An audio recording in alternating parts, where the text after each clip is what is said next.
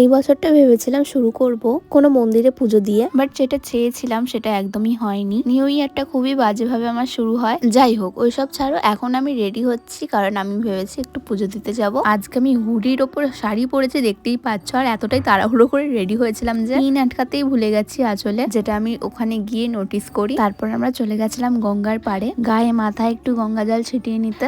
একদিকে ভালোই হয়েছে নিউ ইয়ারের দিন আসেনি, কারণ নিউ ইয়ারে এখানে প্রচুর ভিড় হয়। আজকে বেশ ফাঁকা ফাঁকাই ছিল। আমরা কোন মন্দিরে এসে তোমরা কি গেস করতে পারছো? ছাড়ো, আমি তোমাদের বলে দিই, আমরা এসেছিলাম দক্ষিণেশ্বর মন্দিরে। আর যেখানে পুজো দিতে দিতে সন্ধে হয়ে যায়, পুজো দিয়ে বেরিয়ে আমরা একটু কচুরি খেয়ে স্কাই ওয়াকে দাঁড়িয়ে অনেকক্ষণ গল্প করি। আমি সৌরভকে টিপ পরিয়ে দিয়েছিলাম, নিজে পড়তে ভুলেই গেছিলাম, তাই নিজেও একটু পরে নিলাম।